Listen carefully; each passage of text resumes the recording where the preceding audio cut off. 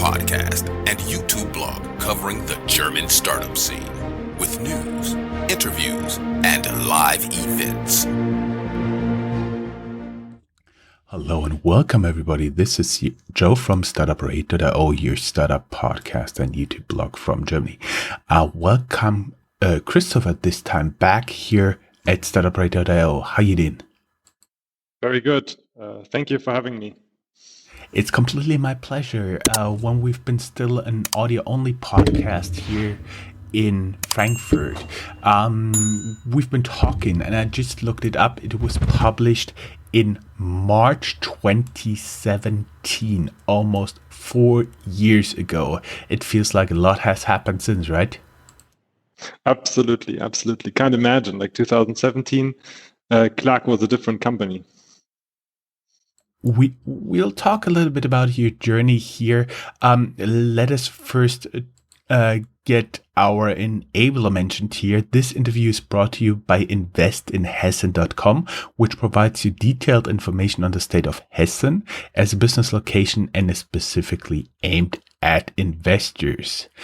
As I was going through our past interview, of course, if you go down here in the show notes, there is a blog post, and on the blog post, there's also this interview as an audio-only podcast, as well as our past interview as an audio-only podcast. And at the time, we were talking because you've been mentioned as one of the very few German startups in the Bloomberg list of startups you most likely never heard of, but actually should have an eye on. I remember a few interactions from that, but let us get back to this later. When I was listening to this, I was wondering, we never talked how you and your co-founders actually met. Yes, that was in 2015. And let me actually maybe start by saying that the team is still complete. So it's still the same people that are behind Clark, basically, since day one. And it was in 2015. And, I think it started a bit with a pain point that I had myself in insurance because, I was between jobs. I had a lot of time and I wanted to get my insurance stuff done. Like it was on my to-do for a long time. So I thought, okay, now is a good moment to do that. And I couldn't find a tool or no program or nothing where I could get this done. I just didn't find the help that I wanted to have. And I thought, okay, I have to do something about this myself. And then we actually met through, the network, friends of friends, and it all came together, basically. I think in summer 2015, the team was fully on board. And it's been a fantastic ride since because like what we had as an initial hypothesis and what we wanted to achieve still holds true today. And it's it's not a quick shot. Like you can't turn the insurance industry upside down in a super short amount of time. It's we found each other 2015. Shared the pain point, or figured out that we shared the pain point, and everyone in the team was able to contribute something different. All right, Marco has a background in insurance, Steffen has a background in technology, Chris in marketing, me in startup and digital businesses. So it all came together there. And Marco, he's also a podcaster here in Frankfurt as well, which is pretty interesting. I have to talk to him. So the founding team is actually still there. And how did you guys talk? Oh yeah, insurance is so boring. Yeah, insurance is so boring. Let's do something about it. No. That wasn't like actually. I also, it took time for me to fall in love with the insurance market, right? Like it's not that it's nothing that you start thinking about and then you immediately say, oh wow, this is something I have to do. But like the more I got engaged with what's going on in insurance, again in 2015, the more clear it became to me that this is going to be a fun and a long-term thing that I would love to do, because the pain point for consumers is immense. The business opportunity is extremely large. It's relevant for everyone. I mean, everyone has an insurance product. Everything that you see around you right now probably is somehow insured, like whether it's the house where you sit in, or whether the like what's inside the house, the goods in the house, your car when you drive to work. Everything has a relation to insurance, right? Of course, you have health insurance as well, and maybe even retirement savings. But all of this belongs in this field, so it's a very, very large playing field. And actually, it hasn't been penetrated by technology that much still today.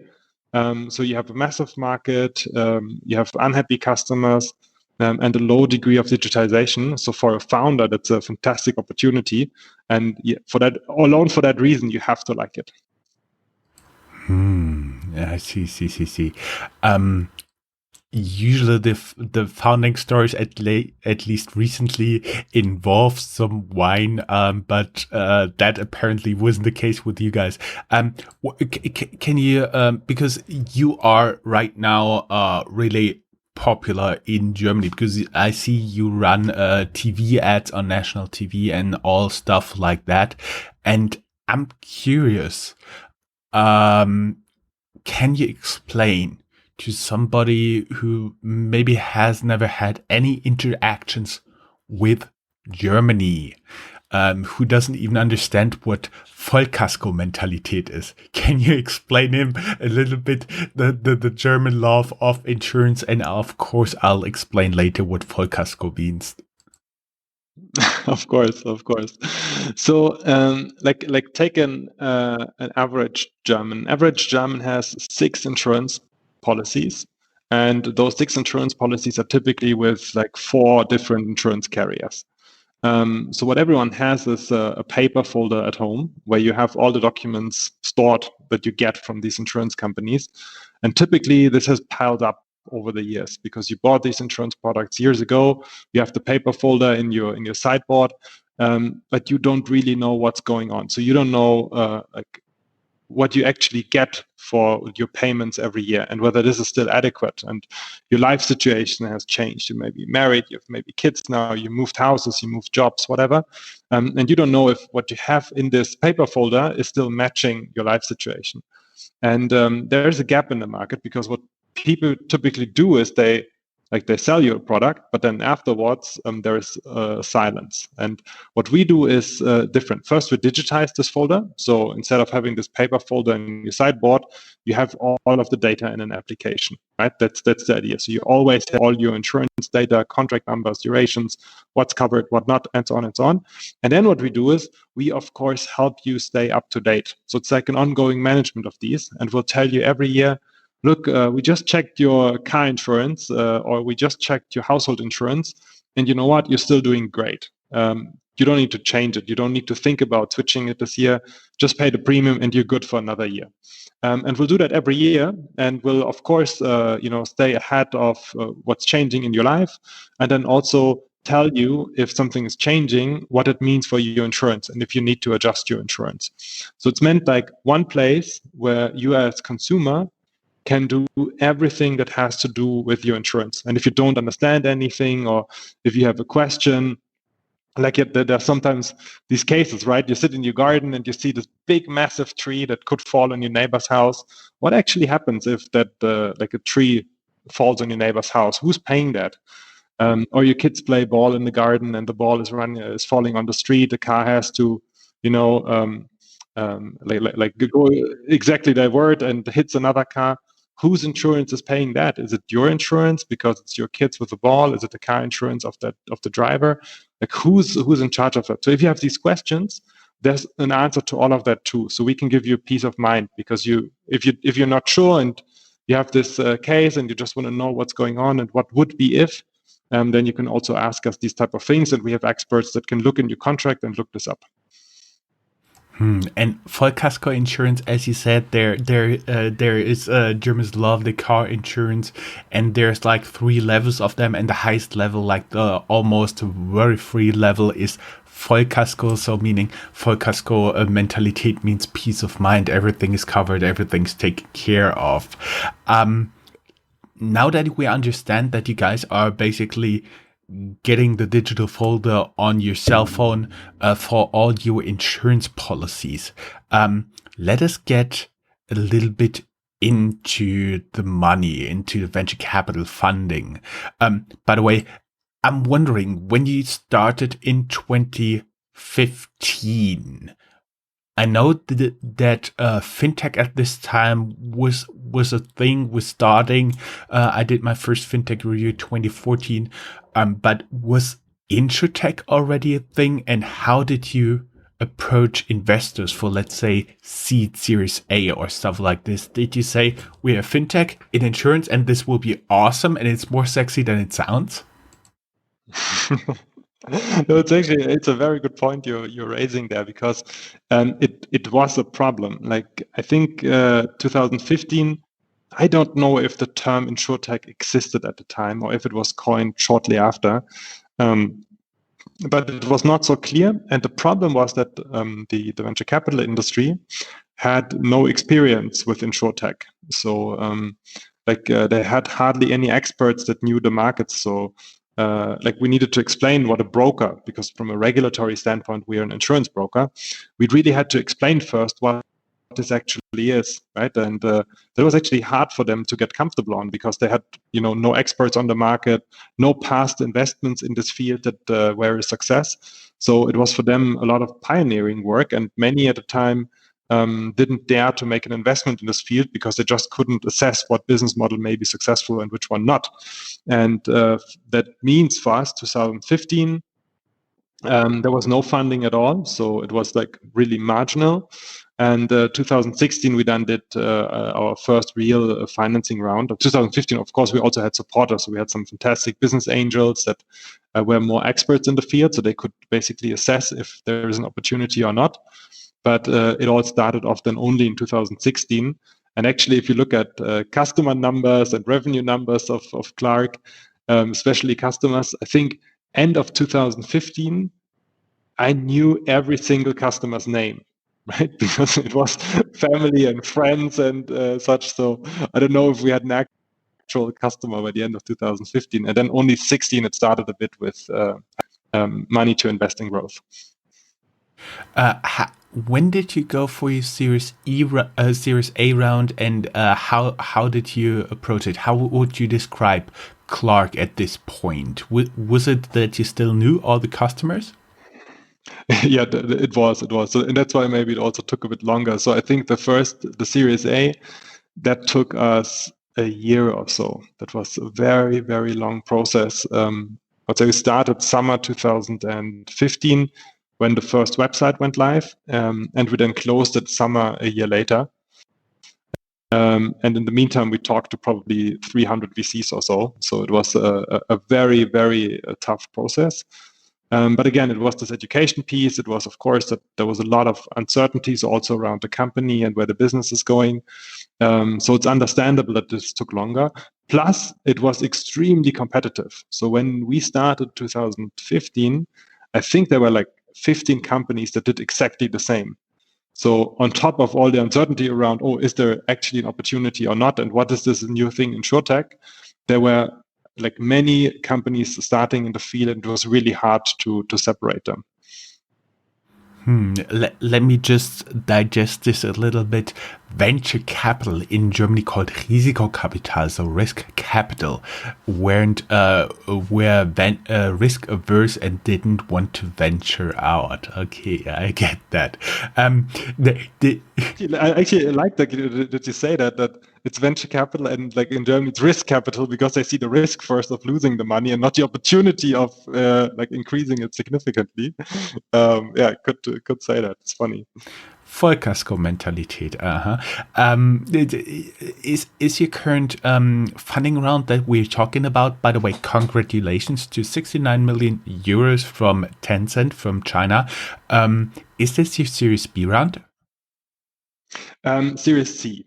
Series C. And can we talk a little bit first about your Series B round? What did you guys do there? But I really assume at this time you just didn't know all your clients by name, right? No. That the company clearly has changed a lot since I think the Series A was the starting point. So there was summer 2016, and then we had like our talk in 2017, and that was already when Bloomberg was aware of us, right? So something must have happened already between summer 2016 and March 2017. And then 2018, we did the Series B, which basically now lasted until 2020. And the amounts, they basically doubled every round, more or less. Right? So with the funds of the Series B, beside Germany, we then also started launching the Austrian market as our first international market. And now with the funds of Series C, we'll actually be staying in the vicinity of Germany and Austria and concentrate our growth in those two markets. And able to scale the marketing channels, try new marketing channels, improve the product, improve the services around the product. All of this is on our list. That's already a question I would have, because 69 million is quite a lot of money, and I assume you already have all the football tables and all the PlayStations you would need in your company, right? We have everything that is needed, but no one is in the office using it, right? Oh yeah, we're still recording this in times of Corona. I would be interested. How did you now approach Series C? How did the contact happen with Tencent? How did you get the connection? Because in the past we talked to Robert Advisor, who has an investor from Russia, and the Russian investor just reached out by email. Did the same thing happen to you? No. It was, and actually, speaking also a bit about Corona here, we wanted to do the fundraise a little bit earlier. So it was our plan to finish the fundraise in August, September 2020. That was the original plan. But for that, we would have to, prepare the materials, go out and pitch in March and April 2020. And that was in the middle of the first lockdown. The stock market that has share price decreased by 40%. The world was about to go down. So it was hard in those times to go out with a pitch deck and say, hey, we have this great Insurtech. Don't you want to invest in my Insurtech? So we held it back for another half year and didn't go out in March 2020, but only in August or September 2020 to basically now finish the fundraise 2021. So that had an impact on the timing. And fortunately, that's also why it maybe went so quick. We have had a long list of venture capital companies, interested firms, including Tencent, of course, also on the list, and that we have had contacts with already, that we have created over the last funding rounds and over the last years. So we had those contacts already, and then again in August last year, we basically started reaching out with a new set of information about the company. And we're super happy and excited with how the process went, and also with the final result. It's a fantastic partner, many insights that we can get that we probably wouldn't have never gotten otherwise. Yeah, I can see in the future you're trying your luck in China. But talking about China, I've been living there, and I experienced really firsthand all the cultural differences. Did you experience some of them, and did you learn never ever to offer Chinese a price of 250? No, I don't know. Do you need to tell me about that? Well, the story goes there was an emperor who sent out 4 mandarins for high officials, and he gave everyone 250 gold coins. Sorry for all the Chinese listeners if I screw this up. Remember, I'm just a foreigner, and basically one of the for the eternal life, the mandarins should search for the eternal life. Of course, they didn't find anything, so they came back and handed the emperor back the money. But one was thinking the emperor was stupid and wouldn't realize that he did not give back the 250 gold coins, and so if you offer Chinese 250, you actually tell him you're stupid. Okay, no, not at all. On the contrary, was super impressed by the team, and I think it was, when you have multiple opportunities where to get basically the liquidity from or the dollars from, then you choose by the people that you have in front of you, right? And if they can bring something to the table.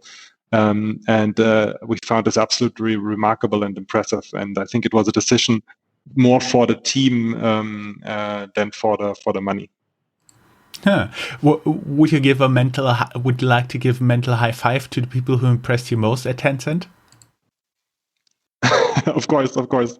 Yeah, absolutely. No, we like, again, it's been like, and I also don't want to give the impression that this was a surprise, because we've met the people beforehand, and we've like not done business with them beforehand, but like we've had many occasions where we met before, and where they also got to know the company, asked the right questions about the company, followed the company progress, and we just felt they're spot on in their views of where this business can go, and very consistent with what we think about the market. I see. You just said approximately 5 years ago you set up the company. Now you're in your third investment round. You raised, I think, somewhere in the area of 150 million euros. A little bit less, but it's 100, 120, like along those lines. And I would be interested. You said your founding team is still there. How did you maintain a kind of company culture, and how would you describe it? And do you have any advice for an entrepreneur out there with a fast scaling company, on like your best tip or tips for keeping corporate culture, except for buying a table tennis, a table football, and PlayStation? Yeah, because these are typically the things that actually don't help that much, right? If something is broken or not working, they don't fix it. I think what is super important is that you have people in the team that bring different things to the table, right? And like imagine you want to found a rock band, and you have 3 people that can play the guitar, but you have no drummer and no singer. That would be like, that can't go right. So I think you have to like think about, what kind of music do I want to play in the long run? What is my album going to look like in 3 years or 5 years? What kind of songs do I want to have on this album?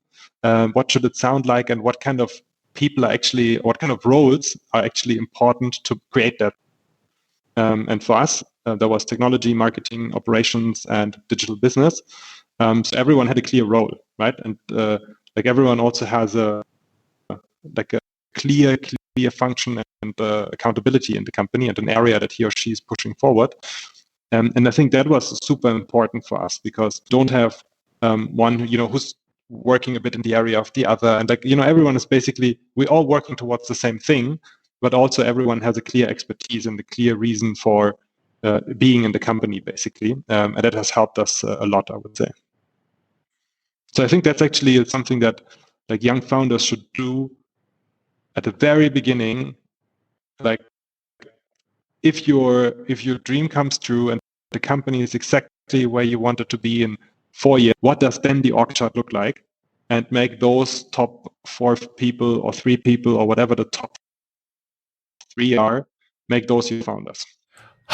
Sorry for all the technical difficulties. We can influence here a lot, but unfortunately not the internet speed, and that is what's bothering us. You may have seen that Christopher's picture jumped in resolution, and the very simple reason is we get delivered different resolutions, and our tool just shows it all the same at the same resolution. Getting to Frankfurt again. You guys actually relocated from Berlin to Frankfurt. How long ago was it, and why? Yeah, that was 2015. It was never planned differently. So team, Steffen was elsewhere. He was in London, so for him it didn't matter. But Chris Marford at the time. So it was clear that the company will be founded in Frankfurt. The move, that was actually, I wouldn't even say, at the time in Frankfurt, Frankfurt. There wasn't proper offices. It was just easier for the first 2 or 3 months to do things in Berlin. So we did once in Berlin. We have also had our first partner, Findeep, our first investor basically in Berlin, and he provided office spaces and like all the surrounding work basically. So that's why we had worked the first, but actually it was always clear that the company will be Frankfurt. So it wasn't really a move because we never had a fixed office in Berlin, always meant to be in Frankfurt. And I think while the website launched in June 2015, we actually then, moved permanently in September 2015. So that was the reason. And why we're in Frankfurt, it's again, as Marco and myself, we were living at the time here, but it was a conscious choice. Like we were not, if at a time we find enough tech talent in Frankfurt. So what we actually did is we posted tons for a stealth fintech in Frankfurt, and we kind of looked at what kind of CVs are coming in. Is it the right people that we want on board, and is it of staff that we actually need for our company? And only when all of this was answered positively, we actually did that way. Okay, where do you see the strength of the location? You said you were not sure about the tech talent. Did this already? You already got this settled? Like I think that actually worked out very nicely from the beginning. There is less people in Frankfurt that want to work in the tech sector compared to Berlin, but there's also less tech companies that you can work for, right? So it is on a lower level, but actually for a company, it's probably easier to find the right staff in Frankfurt, except for some specific roles, right? Because the various, like for example, our entire marketing team is now sitting in Berlin, right? So we have now a proper office in Berlin, and our entire marketing team is also a consulting team in Berlin. We have with our CPO is sitting in Berlin. So there's actually first people that are also in the, compared to Frankfurt. And I mean, at the moment, it doesn't really matter anyways where the offices are, right? I see. Really sorry again for the technical difficulties. People just see you moving like a stop motion picture, and that's unfortunately due to the internet speed. Just a final question, closing question. What do you see the most potential for Clark, let's say, in the next 2 to 5 years? Yes, multiple things. We now have 300,000 customers in Germany. Good, like a Norris Bank has maybe 500,000, so you're on a nice track there, catching up with the smaller direct banks. But the market for insurance is so big. Like you have 60 million people in Germany that have insurance, and for them, Clark is relevant. So we just have a marginal market share. So what we actually will do in the next 3, 4, 5 years is we'll massively concentrate growth in Germany and Austria, and maybe add in the 3 or 5 year horizon 2, 3 other European markets. But you'll not see us going to like South America and opening tons of or in North America and all over. Rather concentrate our efforts on fewer markets and to make sure that we build a proper size in those countries. Well, everything I want to know. Thank you very much. Everybody would like to learn more. They can go down here in the show notes. There is a link to your LinkedIn profile, as well as, of course, to the company website and our interview from 2017. Just to say thank you again. It was such a pleasure having you here, even though we had a few technical difficulties, but mostly limited to the video. Really sorry about that. Thank you very much for being my guest. Thank you so much. Thank you. That's all, folks. Find more news, streams, events, and interviews at www.startuprad.io. Remember, sharing is caring.